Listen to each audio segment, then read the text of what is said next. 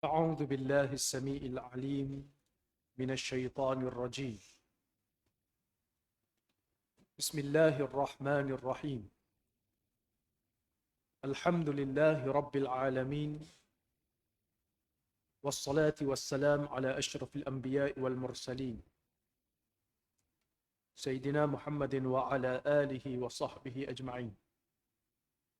سبحانك لا علم لنا إلا ما علمتنا إنك أنت العليم الحكيم.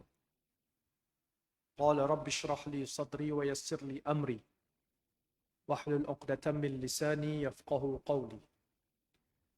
أما بعد.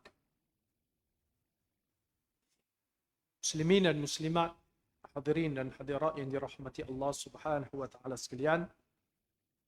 Insya-Allah pada malam ini kita akan sambung lagi pengajian kita daripada kitab Huraian Hadis Geoeskatologi. Pada minggu yang lalu kita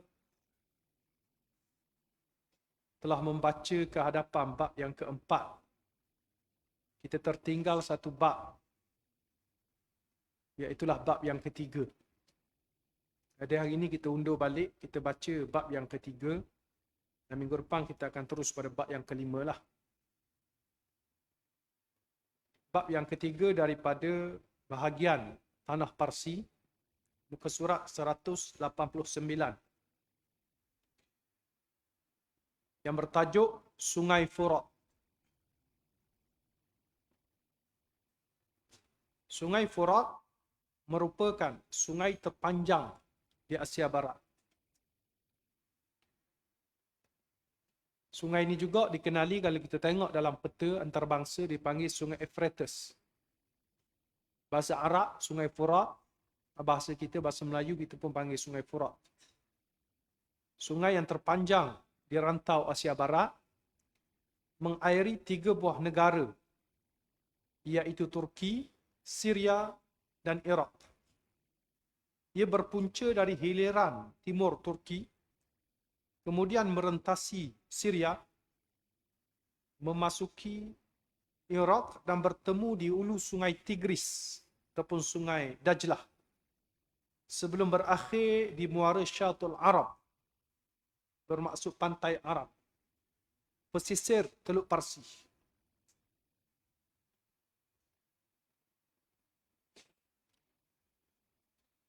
Jadi sungai ini kalau tengok dalam peta, sungai yang melalui 3 negara. Antara negara yang terpanjang yang dilalui adalah di Iraq. Dia lalu betul-betul di tengah Iraq, belah 2 Iraq.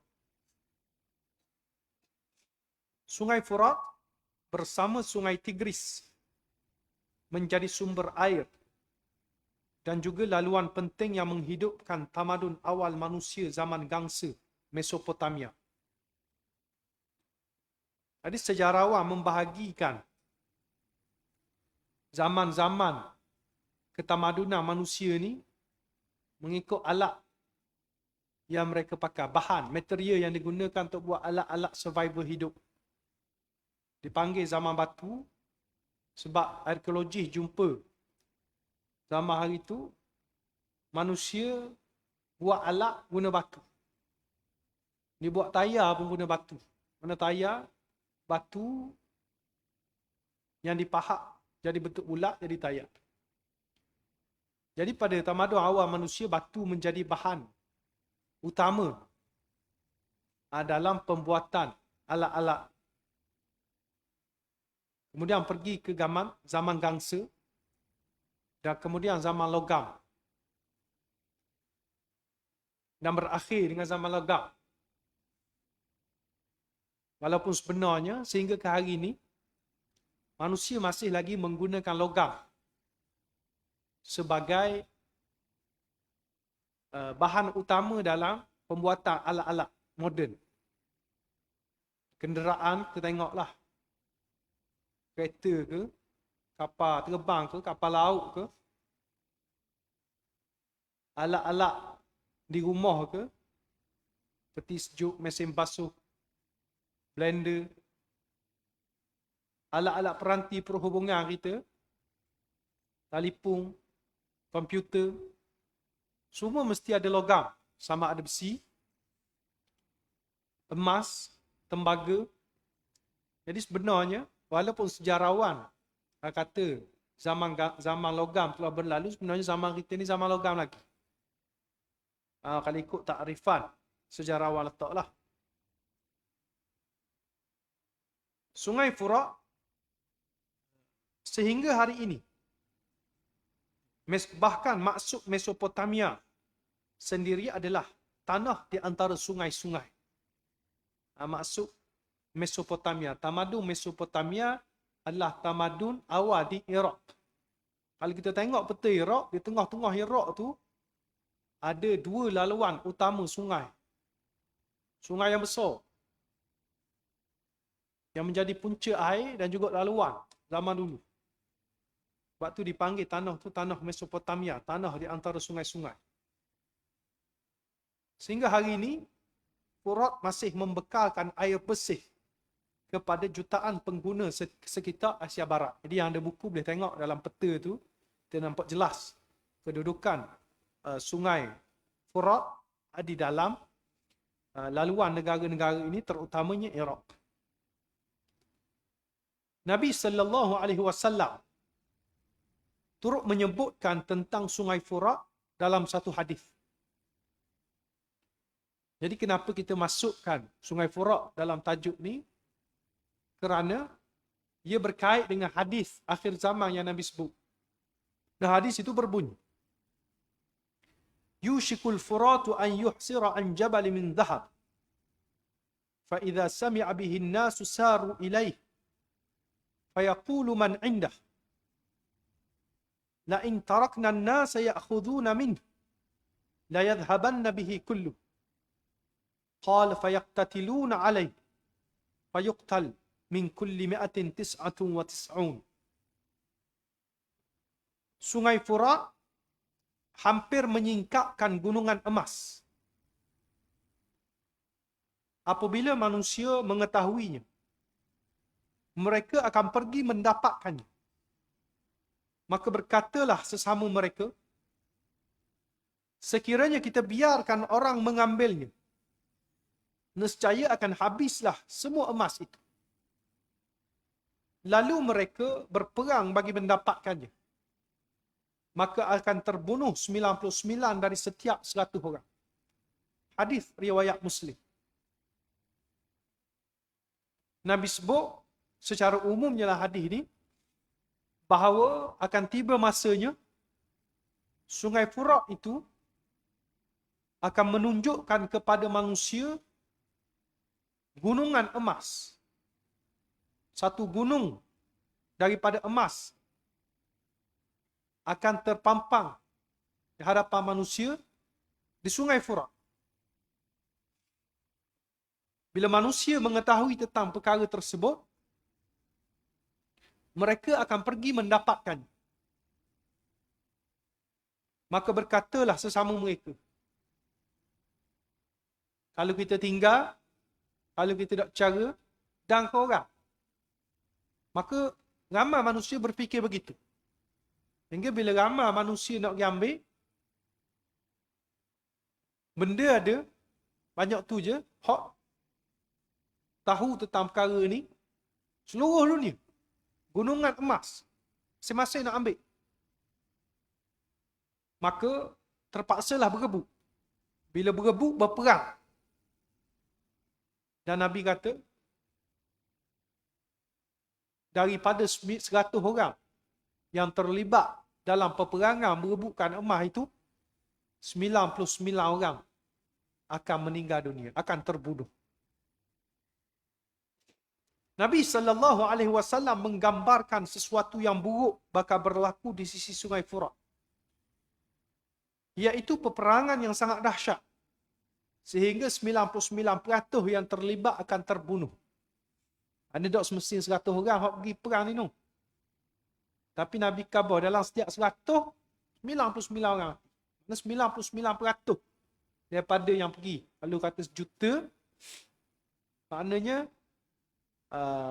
990,000 yang akan mati.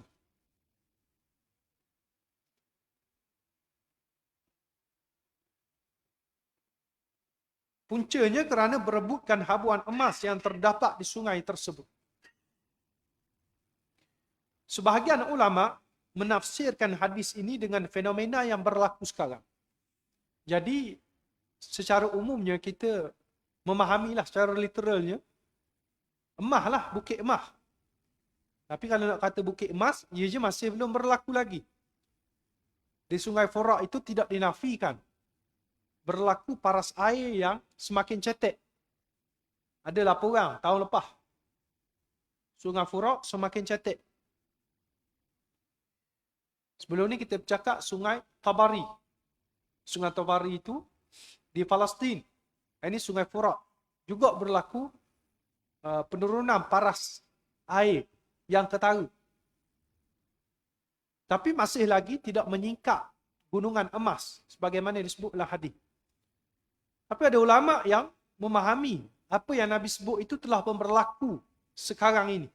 Fenomena ini. Emas yang dimaksudkan dalam hadis adalah sumber petroleum dan gas asli yang menjadi komoditi utama dunia hari ini.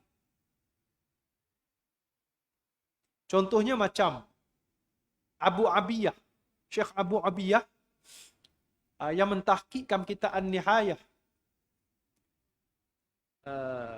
An-Nihayatu fil Fitan oleh Ibnu Katsir, dia yang berpendapat bahawa gunungan emas yang dimaksudkan itu adalah minyak hari ini, sumber petroleum. Karena hari ini pun memang orang panggil minyak ni sebagai emas hitam. Persaingan geopolitik melibatkan kuasa-kuasa besar di Syria, Iraq, malah Turki. Antaranya kerana ingin menguasai sumber komoditi tersebut. Bila kita melihat dengan lebih teliti terhadap peperangan yang berlaku di negara-negara yang diairi oleh Sungai Furat ini, ketiga-tiga negara ini memiliki sumber minyak di sepanjang Sungai Furat itu, baik Turki, baik Syria, bahkan Iraq. Dan kawasan-kawasan ini berlaku kekacauan. Di Iraq, di Syria berlaku kekacauan. Di Turki di sempadan-sempadan juga berlaku peperangan, dan kawasan-kawasan yang ada Sungai Furat ini adalah kawasan-kawasan yang banyak dikuasai oleh berbagai pihak yang melibatkan kuasa asing. IS-nya, tentera Kurdinya, Al-Qaeda, dan macam-macam lagi. Semua ni ada kaitan dengan entiti antarabangsa, negara-negara lain yang cuba untuk mengambil hasil tersebut. Bahkan kalau kita tengok peperangan yang berlaku sekarang ini pun, walaupun keadaan peperangan itu dahsyat, melibatkan pembunuhan nyawa hari ke hari, tetapi kerja-kerja cari gali minyak, kerja-kerja korek minyak, sedut minyak, akuk minyak dan jual minyak terus berlaku. Siapa-siapa yang kuasai kawasan tersebut, dia akan terus kooperasi di kawasan-kawasan telaga-telaga minyak ini. Mana mereka ini berebutkan kawasan tersebut. Memang ada rekod. Ketika Syria sedang teruk berperang, lori-lori minyak dilaporkan setiap hari masuk ke Israel, masuk ke Turki untuk jual minyak secara seluduk di luar. Jadi kita boleh lihat peperangan yang berlaku di sana sekarang ini ada kaitan yang amat rapat dengan minyak. Itu satu. Emas dikiaskan dengan petroleum.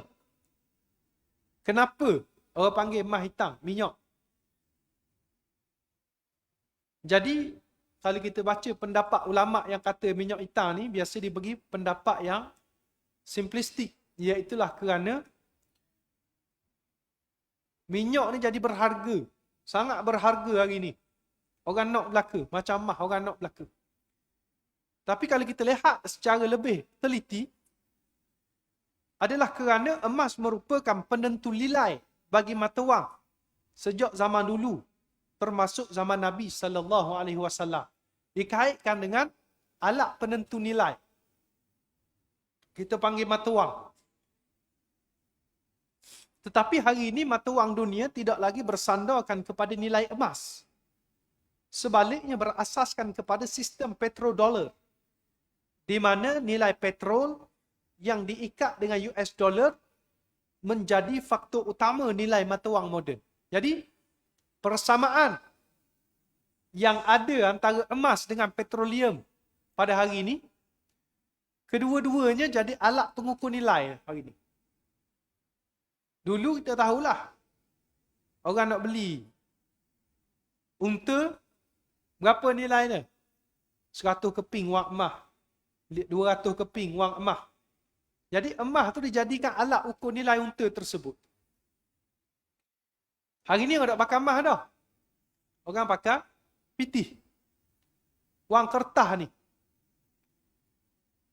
Wang kertas kita ni, wang kertas seluruh dunia, diikat dengan nilaian dolar. Dan dolar pula, nilai dia ditentukan dari mana? Ditentukan daripada permintaan petrol dunia. Ini yang kita sebut sebagai sistem petrodolar. Dan mudah ceritanya, petrol hari inilah yang menentukan nilai mata wang. Petrol hari inilah yang menentukan nilai-nilai harga barang. Kalau orang nak beli unta hari ni, orang tak beli dah dengan emas. Orang beli dengan duit rial kalau di Saudi. Jadi rial ni diukat dengan dolar. 1 rial bersamaan dengan berapa dolar. Nah, dolar diikat dengan petrol. Nanti kita jelaskan lebih lanjut. Di zaman Nabi SAW, umat Islam menggunakan dinar daripada emas yang diperkenalkan oleh Empire Roman Byzantine, dan dirham perak yang diperkenalkan oleh Empire Sassanid Parsi. Jadi sebelum daripada kedatangan Nabi kita Muhammad SAW lagi, orang Arab yang sifat dia ila fi Quraisy ila fihim rihlatash shita'i was-saif, menjadi kebiasaan bagi orang-orang Quraisy, kebiasaan mereka itu sentiasa mengembara musim sejuk ke Yaman dan musim panas ke Syam. Ke Yaman berhubung dengan tamadun Parsi. Di sana ada gubernur Parsi di Yaman. Dan mereka menggunakan sistem kewangan Parsi, iaitulah dirham. Dan apabila orang Arab berdagang ke Syam pula, di sana mereka akan, di Syam ni adalah di bawah pengaruh Rom. Rom guna dinar emas. Jadi dinar dan dirham ni berlega di kalangan orang Arab. Mata wang yang diterima oleh orang Arab sebelum kelahiran Nabi kita Muhammad SAW. Bila Nabi muncul, Nabi menggunakan mata wang yang sedia ada ini. Mata wang tersebut terus digunakan dengan mengalami beberapa peringkat evolusi. Maknanya berubah cok atas duit itulah, bentuk duit itulah, evolusi ni. Sehinggalah pada tahun 75 Hijrah, iaitulah di zaman Khalifah Abdul Malik bin Marwan dari dinasti Umawi, umat Islam memiliki dirham tersendiri. Lepas pada itulah diperkenalkan dak bakal dah dirham daripada Parsi. Dan Parsi pun dah jatuh lama dah. Umat Islam pun perkenalkan duit dirham dia sendiri. Dan dia tempa duit daripada dia sendiri. Jadi itu sejarah mata wang yang digunakan oleh Islam. Mata wang kertas pula mula diperkenalkan oleh kerajaan China pada dinasti Tang awal kurun ke-7 Masihi. Sebelum diikuti oleh negara-negara dunia lain. Kalau kita baca sejarah mata wang kertas ni, dia start daripada dinasti Tang, daripada China, Empire China. Kurun ke-7 Masihi. Kurun ke-7 ni adalah kurun Nabi kita lah. Kurun Nabi kita Muhammad sallallahu alaihi wasallam juga zaman yang sama. Pada waktu itu, wang kertas hanyalah sebagai ganti kepada emas dan perak, supaya lebih mudah dibawa dan bertukar tangan. Jadi wang kertas awal dulu, dia ni memang tak ada nilai. Sampai hari ni pun dia tak ada nilai. Dia bukan mahal kerana kertas tu. Kertas berapa sen sangat. Orang nak buat benda tu. Kalau ditulis RM100. Bukan harga kertas tu RM100. Tak siapa pun. Tapi kalau zaman dulu, mula-mula diperkenal wang kertas ni, dia alat pertukaran nilai, wakil kepada emas. Ditulis atas kertas tu, hak bawa kertas ni adalah mewakili berapa gram emas. Sah diperlakukan. Jadi begitu. Ia disandarkan kepada emas dan menjadi kertas perjanjian yang mewajibkan bank menyerahkan emas kepada pembawa kertas tersebut sebagaimana yang tercantik. Sebab antara kelemahan bawa duit emas, bawa duit perak ni, berat. Susah nak gerak. Jadi kertas ni mudah. Tulis je berapa-berapa atas kertas tu, maka bawa kertas ni saja mewakili berapa gram emas yang disimpan di bank. Diwujudkan bank. Orang yang simpan duit di bank, simpan emas di bank, katakanlah disimpan sekilo emas di bank, maka bank pun keluarkan satu CJ, iaitulah wang kertas tu. Kata pemegang kertas ni layak untuk menunaikan ia wakil kepada sekilo emas. Maka mana-mana orang yang bawa kertas ni pergi kat bank, bila-bila masa saja bank kena beri balik emas kepada dia.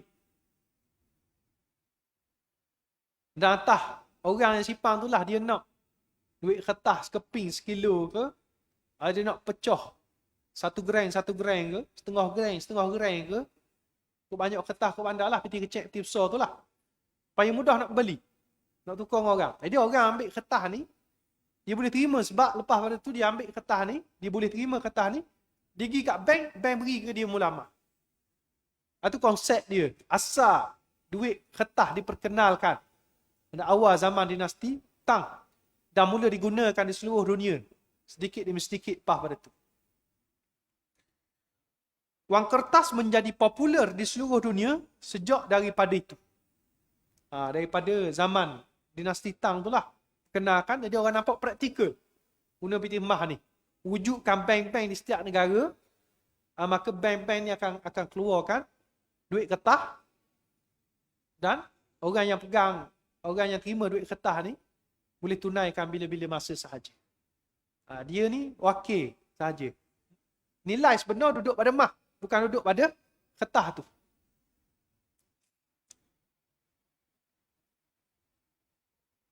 Wang kertas menjadi popular di seluruh dunia sejak daripada itu. Pada era kolonialisasi, wang kertas yang dikeluarkan Bank England menjadi mata wang utama dunia. Jadi waktu era penjajahan, zaman penjajahan, pada ketika tu, negara-negara banyak dijajah, negara-negara yang ada bank masing-masing ni dalam keadaan tak stabil belaka. sebab dijajah perang. Jadi orang agak takut untuk terima mata wang asing. Contohnya, kita dengan Indonesia berlaku penjajahan, peperangan berlaku. Kita nak terima duit rupiah daripada Indonesia tak berani. Sebab takut-takut bila kita terima, kita pergi Indonesia, tengok-tengok bank tu tak ada dah. Bank tak ada dah. Sebab perang. Tak stabil. Jadi orang tak berani. Yang berkuasa ketika tu adalah British. Waktu zaman penjajahan, empire penjajah paling besar adalah Empire British. Jadi, bank dia paling dipercayai pada ketika tu.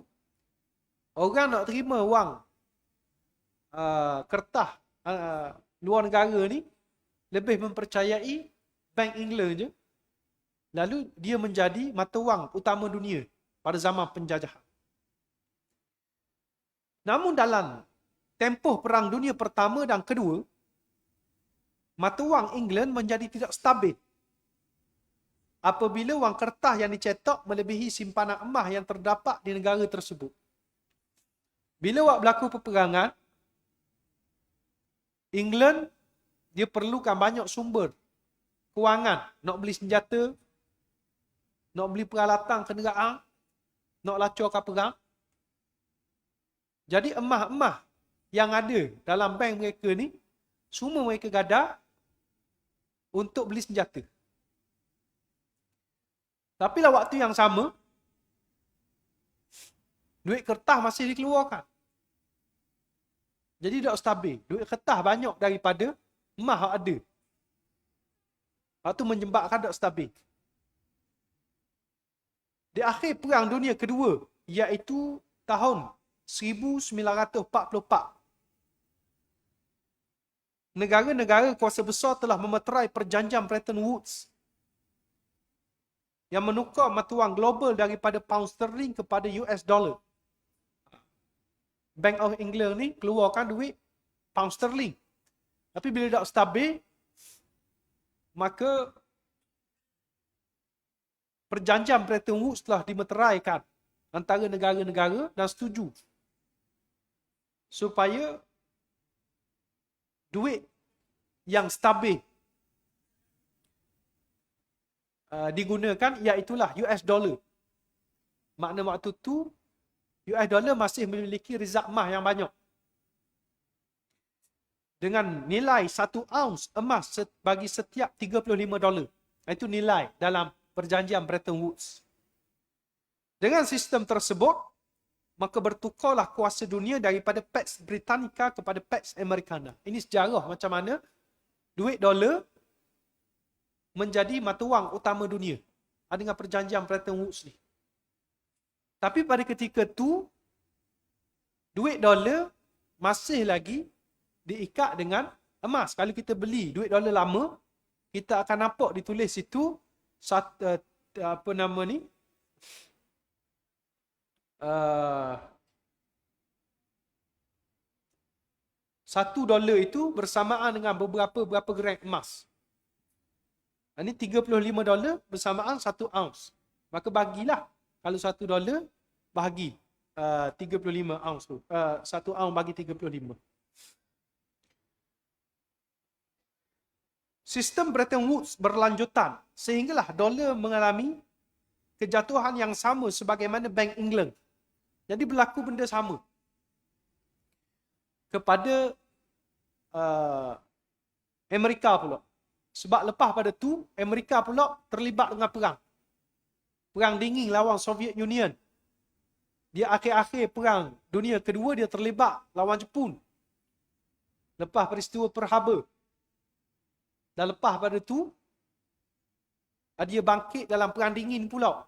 Berlawan dengan Soviet. Dan pada ketika tu, benda sama berlaku.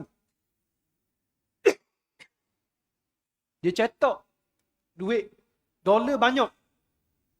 Emas tak banyak mana. Dia cetak banyak. Jadi ada negara-negara, negara sekutu dia sendiri. Sebagai contohnya Perancis. Masa tu Presiden Charles de Gaulle, dia sedar tindakan Amerika ni. Cetok dolar ikut down je. Menyebabkan dia ambil duit dolar banyak-banyak tu, dia pergi ke bank Amerika, minta balik belaka emas-emas tu dengan nilai dolar yang dia ada. Amerika tahu kalau dia beri duit yang diminta oleh emas yang diminta oleh Perancis tu akan menyebabkan habis rezak emas dia, jatuh nilai dolar dia. Orang apa tak percaya dah. Sebab tak ada rezak emas dah. Dan dia sendiri tak nak tunaikan sebab duit emas ni, duit dolar terlalu banyak. Nilai duit dolar tu tak sama dengan hak ditulis tu. Jadi itu yang dibimbangi. Bagi mengatasi masalah ini, Presiden US pada ketika itu Richard Nixon melalui penasihatnya Henry Kissinger telah memeterai perjanjian dengan Arab Saudi bagi mewujudkan sistem petrodolar pada tahun 1974. Pada ketika ini juga industri minyak tengah booming. Industri minyak telah hidup dengan pesat negara-negara yang temu telaga minyak, yang ada sumber minyak, jadi kaya tiba-tiba. Sebab waktu ni juga orang mencipta alat-alat mesin yang perlu dijana melalui bahan api. Dan bahan api yang paling efisien pada ketika itu adalah minyak. Pembakaran yang lebih optimum, nak banding dengan arang batu, nak banding dengan kaedah steam dan sebagainya lah. Jadi orang waktu tu komoditi utama dunia waktu tu adalah minyak. Jadi dia nampak cara kita nak kekalkan nilai dolar ni, nak suruh orang sentiasa percaya kepada dolar, minta pada dolar, adalah dengan mengikat dolar tersebut dengan minyak. Cara dia buat perjanjian dengan pengeluar minyak. Antara pengeluar minyak terbesar ketika itu Arab Saudi. Maka perjanjian tu dibuat tahun 1974. Perjanjian tersebut menawarkan pembelian petrol kepada Arab Saudi dengan nilai yang sedang mahal ketika itu, iaitulah $12 per barrel. Setong dijual $12. Hari ni $50, $60 dah. Tapi zaman hari tu $12 tinggi. Tak silap tak sampai $10 pun. Mungkin separuh daripada $12 harga minyak ketika tu. Tapi bagi memancing Arab Saudi untuk terima perjanjian tersebut, dia kata Amerika sanggup beli minyak walaupun harga minyak ketika $6, dia sanggup beli $12. Maka orang yang jual minyak ni sukalah orang nak beli mahal.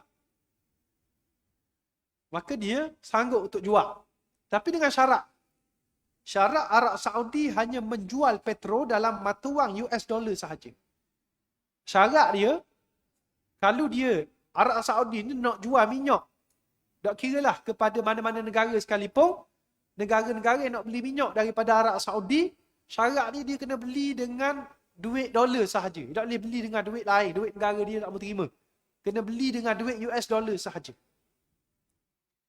Tindakan ini telah mendorong negara-negara pengeluar minyak utama dunia melakukan perjanjian yang sama.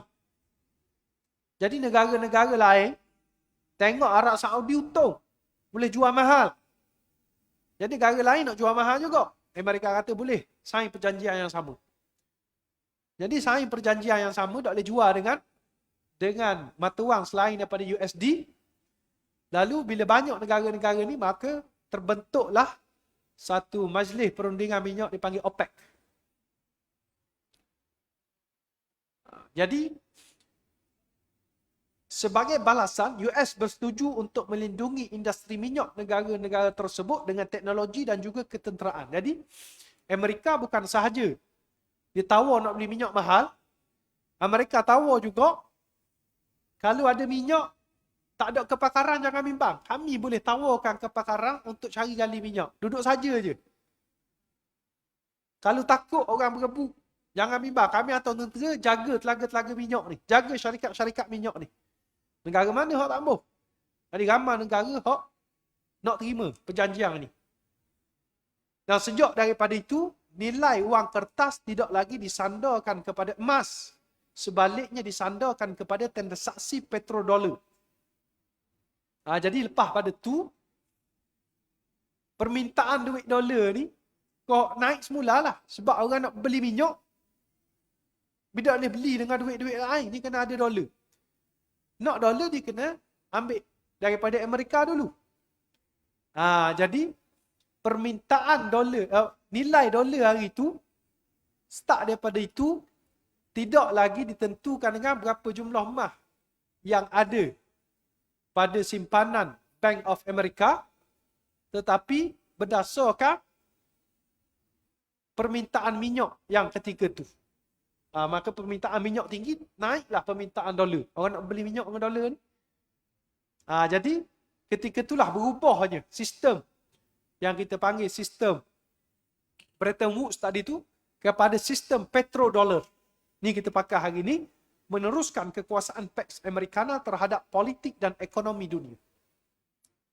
Tu sejarah yang kita nak faham hari ni. Maka situlah yang kita nak kaitkan bagaimana dulunya emas menjadi alat pengukur nilai, tapi hari ini petrol. Bila Nabi SAW sebut tentang gunung emas, ada ulama yang faham gunungan emas itu adalah petrol hari ini, dikaitkan dengan sistem petrodolar, itu ada kaitan yang sangat rapat. Walau bagaimanapun, dunia hari ini sedang menuju ke arah sistem kewangan baru dalam bentuk digital. Itu kita cerita duit kertas. Hari ini, sistem mata wang sedang mengalami perkembangan yang lebih baru, iaitulah perkembangan sistem mata wang digital dikenali sebagai mata wang kripto, cryptocurrency. Wang kripto berusaha untuk mengalihkan peranan emas yang tidak boleh dipusatkan kepada kekuatan digital yang mudah dimonopoli dan dimanipulasi. Jadi, kita tengok keadaan duit digital hari ini makin, sebenarnya makin, kalau nak bahas dari sudut mata wang, petrodolar tu satu hal dah. Ia mata wang ribawi, mata wang yang tidak memiliki nilai intrinsik, mata wang yang mudah untuk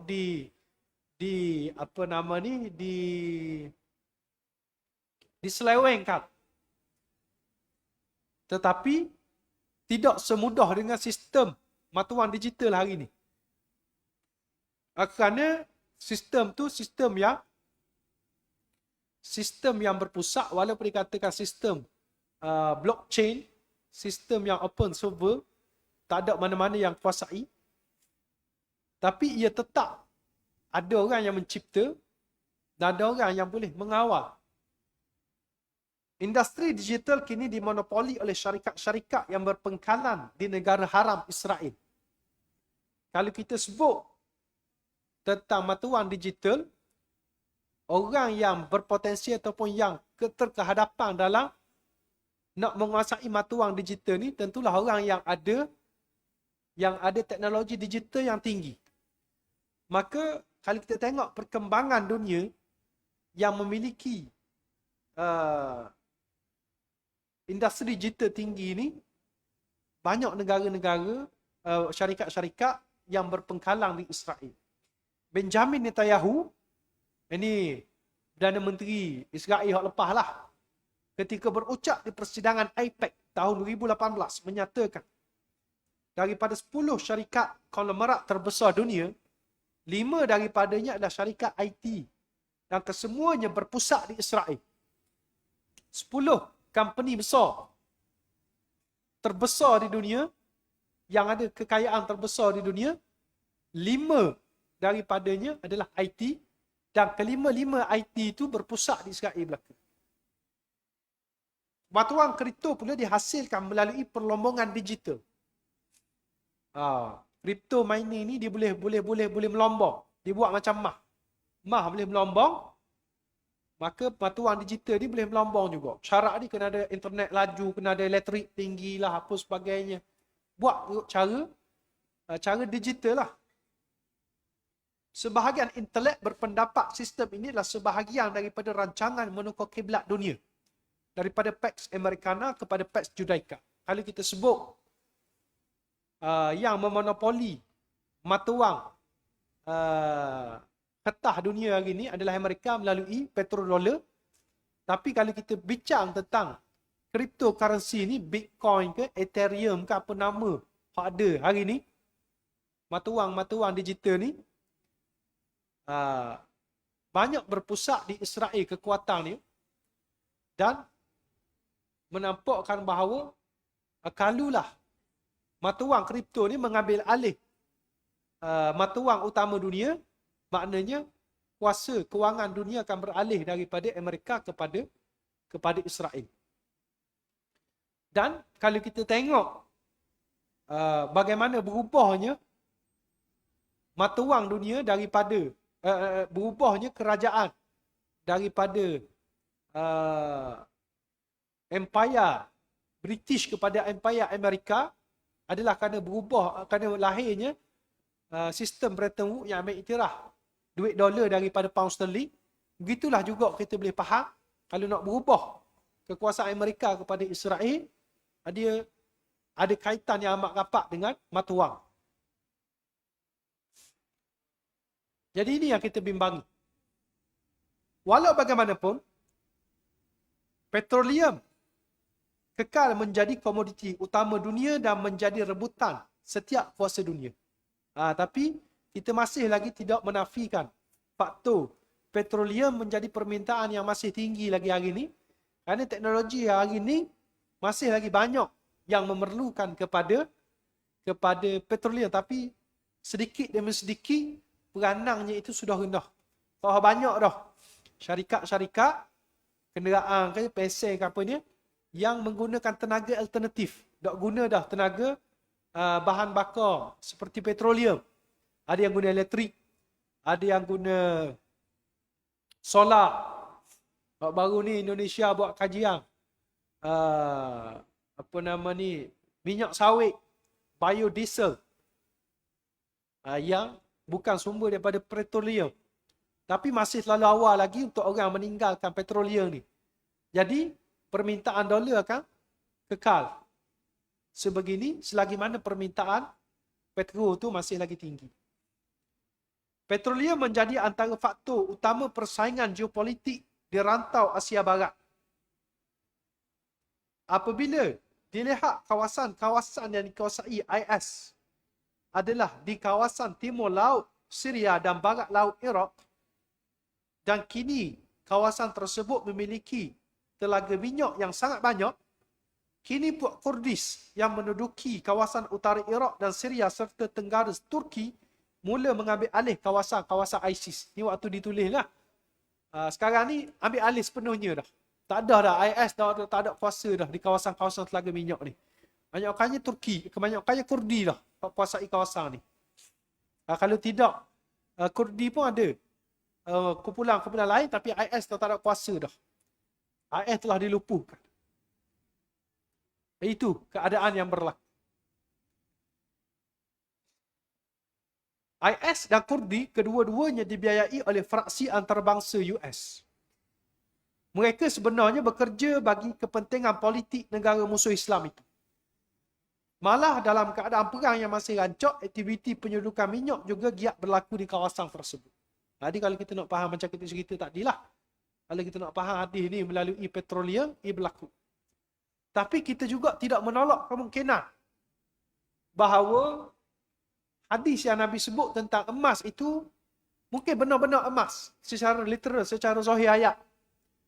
Walaupun secara logiknya mungkin payah untuk kita terima. Sebab hari ini orang boleh kesan kewujudan emas dengan alat-alat walaupun tanpa gali lagi. Gali nak ambil je. Sebelum gali tu dah ada alat-alat yang boleh kesan, ada emas dalam tanah ni. Sebelum buat apa nama ni, Lombong dan sebagainya. Ni Nabi cerita gunung emas. Bukan sikit, banyak. Jadi dengan alat tu mustahil tak boleh kesang. Tapi tidak ada lagi yang berjaya kesang ni di sana. Doakan itu muncul secara tiba-tiba. Jadi itu mustahil. Dari sudut akal lah. Tapi kalau kita masih lagi berpegang secara zahir, ada kemungkinan juga kerana faktor duit digital yang ada hari ni yang akan menyebabkan apa nama ni, mata wang dunia ni semakin tidak stabil. Semakin mudah untuk dimanipulasi. Hari ni tengoklah hari ni. Kejap naik, kejap turun. Ni orang duduk pusing. Mata wang kripto. Orang duduk melabur dalam mata wang kripto ni jatuh teruk nilai dia. Kerana nilai dia semata-mata ditentukan berasaskan kepada permintaan semata-mata. Dan permintaan ini ditentukan kerana hype, kerana trend.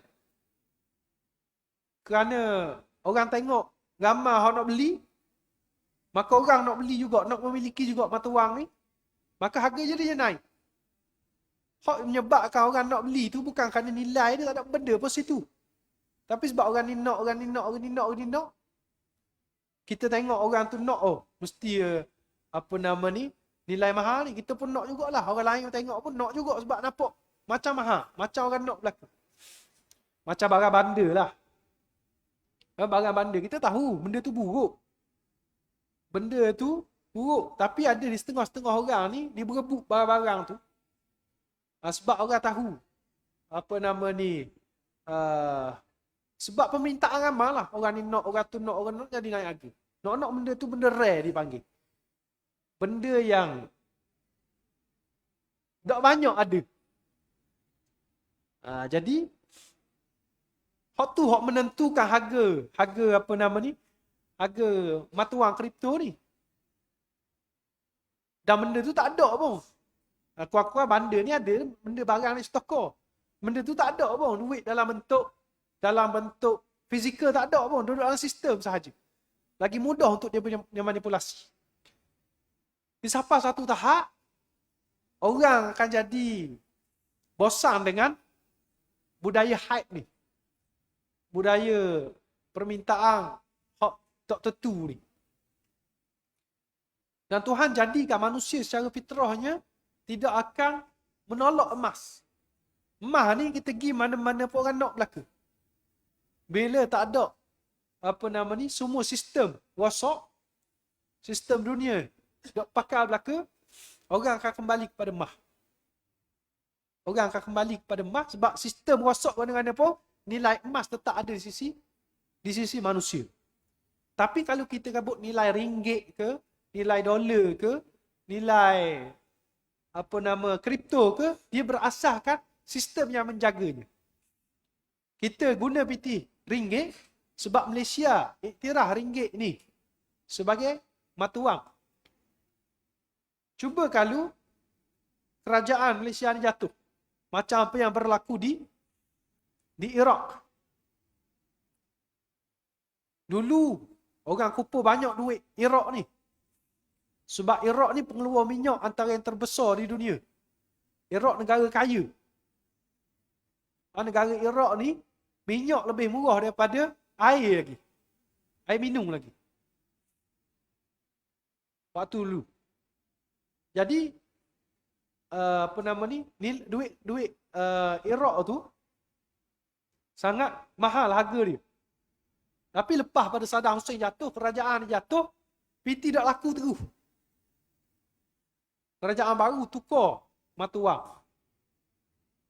Jadi PT zaman Saddam Hussein tak pakai terus dah. Saddam Hussein tak pakai terus. Jadi kita juga akan berlaku kepada sistem yang ada hari ni, termasuk sistem cryptocurrencies ni. Bila jatuh, orang nak jadikan apa alat pengukur nilai? Orang akan kembali kepada emas. Jadi bila kembali kepada emas, muncul pula emas. Hak Nabi sebut ni akan berlaku di Sungai Furat. Kalau belum betul-betul mah, orang akan pergi cari juga. Ini juga boleh menjadi satu indikasi kepada kita bagaimana kita melihat fenomena yang Nabi SAW sebutkan.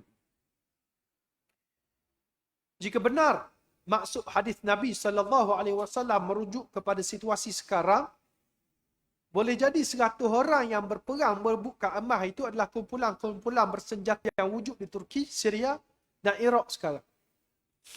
Jadi bila kita rujuk kepada apa yang berlaku di Syria, hadis Nabi tentang emas tu adalah minyak balik, dan kita tengok peperangan yang berlaku di Syria, Iraq, Turki, kawasan Sungai Furat tu, boleh jadi hak perang situ tu, IC ke Kurdi ke apa nama tu, berebut minyak tu, kumpulan-kumpulan ni lah. Ubay bin Ka'ab menambah dalam riwayat, ada riwayat lain hadis Nabi sebut, faman hadarahu fala ta'khudhu minhu syai'an. Siapa yang sertai peperangan tersebut, siapa yang terlibat berada di situ, maka jangan ambil langsung. Jangan terlibat, maknanya jangan berebut langsung. Maknanya Nabi minta kepada kita jangan terlibat dalam peperangan tersebut. Maknanya kita menjauhi kawasan-kawasan. Jadi sebab itulah, bila kita memahami tentang geopolitik negara-negara yang kita sebutkan ini, kita mudah untuk memahami, kita tidak cepat untuk pergi ke sana atas nama jihad. Orang ajak kita pergi berjihad, padahal berlawan sama-sama Islam. Bila kita faham hadis Nabi ni, terjelah. Nabi kata jangan pergi kalau orang berebut emas tidur. Maka Nabi larang untuk kita pergi. Bila kita fahamlah. Tapi kalau kita tak mengaji, kita ditipu oleh kumpulan-kumpulan yang guna atas nama Islam, tapi sebenarnya mempergunakan orang Islam saja untuk mereka dapat kuasai kawasan-kawasan tersebut semata-mata. Itu pentingnya kita ni memahami hadis-hadis Nabi dan memahami fiqhul jihad sebelum kita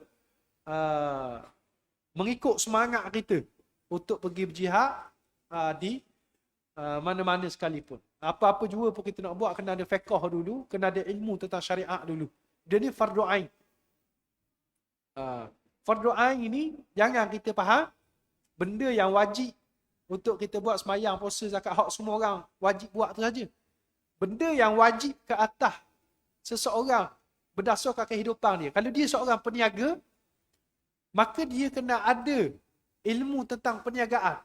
Kalau dia seorang trader saham, dia kena fardu ain kepada dia menuntut ilmu hukum hakam tentang saham. Itu fardu ain bagi dia. Orang yang nak terlibat dengan saham, tak perlu. Tak fardu ain bagi dia. Jadi orang yang nak berjihad, fardu ain bagi mereka untuk belajar fiqh jihad. Bukan mudah-mudah nak pergi perang begitu je. Asal daripada orang yang tak ada asal agama, tiba-tiba nak perang tanpa ada ilmu kefahaman. Fardu ain tentang jihad tak selesai lagi, maka menyebabkan akan berlaku wasak lah. Dan dia boleh berdosa. Bila kita sebut fardu ain, dia berdosa dah bila menyertai perang dalam keadaan yang salah. Berdosa juga dia tidak menuntut ilmu dulu, jahil. Sebab fardu ain ni hukum dia wajib, bukan sunat. Itulah sedikit yang boleh kita sampaikan berkenaan dengan tajuk yang kita bahaskan pada minggu ini. Mudah-mudahan dapat memberikan kita lebih kefahaman untuk kita meniti akhir zaman yang mencabar ini. Segala apa yang baik datang dari Allah Subhanahu wa taala. Yang lemah, yang kurang datang kelemahan di saya sendiri, saya minta maaf banyak-banyak kalau ada salah, ada silap. Aqulu qali hadza wa astaghfirullah li wa lakum. Assalamualaikum warahmatullahi wabarakatuh.